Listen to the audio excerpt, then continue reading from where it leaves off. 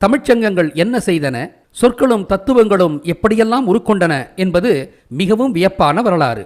சிவன் காலத்திற்கு முன்பு மக்கள் ஊமை மொழிதான் பேசிக்கொண்டிருந்தனர். பேசும் மொழியை உருவாக்கியவர் சிவன்தான்.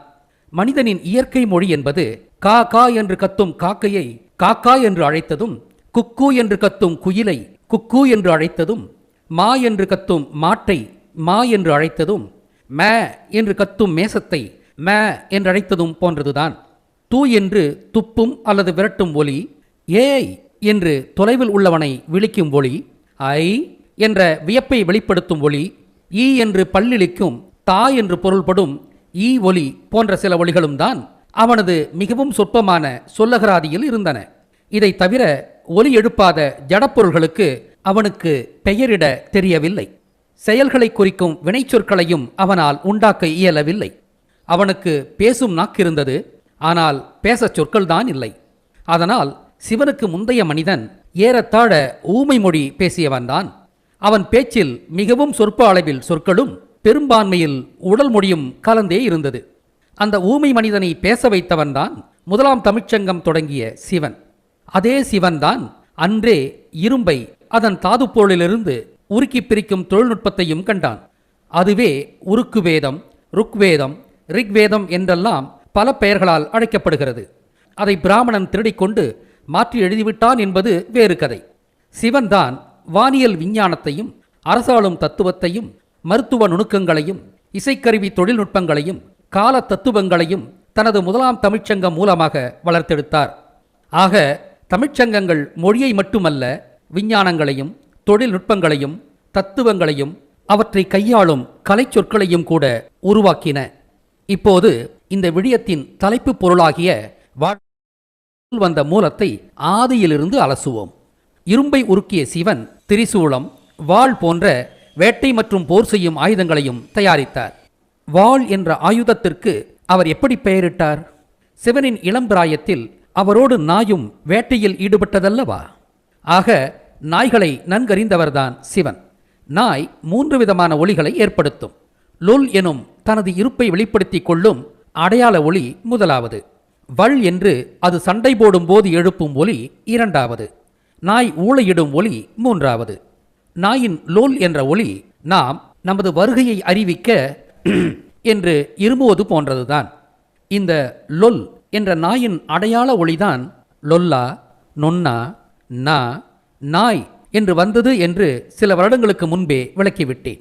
நா என்ற ஓரெழுத்துச் சொல் முதலில் நாயை குறித்து, பிறகு அது நாயின் அடையாளமான தொங்கும் நாக்கை குறித்து, அதன் பிறகு மிகவும் வித்தியாசமான நாக்கை உடைய விலங்கு என்ற பொருளில் நா பிளஸ் ஐ நாய் என்ற பெயரை இந்த விலங்கு பெற்றது. இங்கு ஐ என்பது வியப்பை குறிக்கும் ஒலி. ஒரு அழகான அல்லது வியப்பான ஒன்றை பார்த்தால் சிறுவர்கள் ஐ என்று வியப்பார்கள். அதையே வயதில் முதிர்ந்தவர்கள் நல்லா இருக்கு என்பார்கள். இந்த என்பதுதான் என்று அழகையும் வியப்பையும் குறிக்கும் விகுதியானது. நாம் என்ற சொல் நா பிளஸ் நாம் என்று உருவாகி இருக்கலாம். அதாவது அழகிய நாக்கை உடையவன் என்று நம்மை அறிமுகப்படுத்திக் கொள்ளும் பொருளில் நாம் என்ற சொல் உருவாகி இருக்க வேண்டும். இதுவரை லொல் என்று நாய் தனது இருப்பை வெளிப்படுத்தும் ஒலியையும் அதிலிருந்து உண்டான சொற்களில் சிலவற்றையும் பார்த்தோம். அடுத்ததாக வள் என்ற ஒலியையும் நாய்கள் எழுப்புமல்லவா? இது நாய் சக விலங்குகளோடோ அல்லது மனிதனோடோ சண்டையிடும் போது ஏற்படுத்தும் ஒலியாகும்.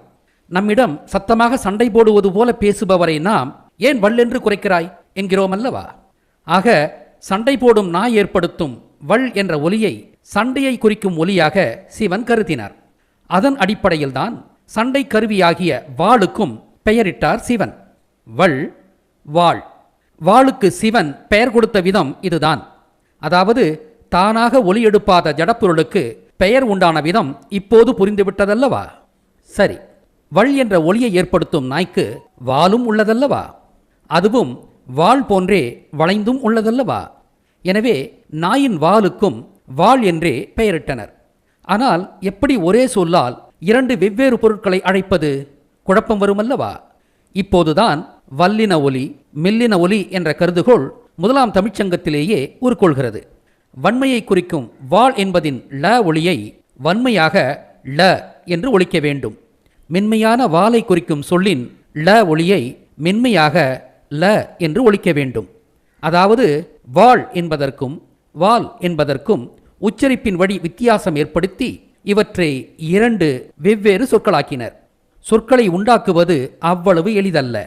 அதாவது சொற்களை ஏரண முறைப்படி லாஜிக்கலாக உருவாக்க வேண்டியுள்ளதால் ஒரே அடிப்படையிலிருந்து உருவாக்கப்படும் வெவ்வேறு பொருள் கொண்ட ஒரே சொல்லை ஒலிப்புகளை சற்று வித்தியாசப்படுத்தி வெவ்வேறு சொற்களாக உருவாக்கினார்கள். அதனால்தான் ஒலிகளில் வல்லினம், மெல்லினம், இடையினம் என்றெல்லாம் வந்தது. அதாவது ந ந ந என்றும் ர ட்ர என்றும் ழ ல ள என்றெல்லாம் மூன்றாம் தமிழ்ச்சங்கத்தில் வந்தது இதுபோன்ற காரணங்களால்தான். இவ்வாறாக சிவன் காலத்திலேயே வல்லின மெல்லின ஒலிகள் அடையாளப்படுத்தப்பட்டிருந்தாலும் அகர எழுத்துக்கள் அதாவது ஆல்பபெட்ஸ் அன்று உருவாகாததால் அவற்றிற்கு தனி குறியீடுகள் இல்லை. சிவன் காலத்தில் சொற்கள் மட்டுமே உண்டாகின. அகர எழுத்துக்கள் உருவாகவில்லை. சொற்களை குறிக்கும் படக்குறியீடுகள்தான் அன்றைய எழுத்து முறை. ஆகையால் உச்சரிப்பால் வாலையும் வாளையும் வித்தியாசப்படுத்தி உணர்த்தும் முறைமையையும் அவற்றிற்கான படக்குறியீடுகளும் மட்டுமே அன்று நடைமுறையில் இருந்தது. ஆக சண்டை போடும் நாய் எழுப்பும் வள் என்ற ஒலியிலிருந்து நாயின் வாலுக்கும் நாயின் வால் போன்று வளைந்திருக்கும் போராயுதமான வாளுக்கும் பெயர் வந்தது. பிறகு நாயின் வாலே அனைத்து விலங்குகளின் வாள்களுக்கும் பொது பெயரும் ஆனது. எஜிப்சியன் ஹீரோகிளிப்பில் வாலுக்கும் வாளுக்கும் உள்ள படக்குறியீடுகளை பாருங்கள். நாயின் வாலிலிருந்தே வாலுக்கு பெயர் வந்திருந்தாலும் இது பிறகு அனைத்து விலங்குகளின் வாலுக்கான பொது பெயராகிவிட்டதால் பொதுவான வாலின் தோற்றப்படியே வாலுக்கு படவடிவம் கொடுக்கப்பட்டது. ஹீரோகிளிப் என்பது ஐயர் கிழிப்பு என்று சிவன் கிழித்து உருவாக்கிய படையெழுத்துக்கள்தான். சண்டை நாய் எழுப்பும் வள் என்ற ஒளியிலிருந்து சண்டை ஆயுதமான வாளுக்கு பெயர் வந்தது என்று கண்டோம் அல்லவா? இப்போது அந்த வாளை கொண்டு உண்டான சொற்களில் சிலவற்றை பார்ப்போம். சிவன் காலத்திலேயே வானவில் தோன்றியதல்லவா? அந்த வானவில் வாள் போல வளைவாக இருந்ததல்லவா? அது அழகாகவும் உள்ளதல்லவா? அதனால் வானவில்லை வாள் பிளஸ் வாளம் என்று அழைத்து ல என்ற ஒளி ந என்று மறுவுவதால் வாளம் என்ற சொல் வானம் என்றானது. ஆக ரெயின்போவுக்கு ஆதி பெயர் வானம்தான். ஆனால் ரெயின்போவில் 7 வண்ணங்கள் உள்ளனவல்லவா? ஆகையினால் வானம் என்ற ரெயின்போவை குறித்த சொல்லிலிருந்தே வானம் வண்ணம் என்று கலருக்கான பொது சொல்லாக வண்ணம் என்ற சொல் உருவாக்கப்பட்டது. சரி, ரெயின்போவுக்கு வானம் என்பதுதான் மூலப்பெயரானாலும் அந்த ரெயின்போ ஆகாயத்தில் உள்ளதால் ரெயின்போவை குறித்த வானம் என்ற சொல்லே ஆகாயத்தின் பெயராகி அந்த ஆகாயத்தில் உள்ள ரெயின்போவுக்கு வானத்தின் வில் என்ற பொருளில் வானவில் என்ற பெயர் கொடுக்கப்பட்டது.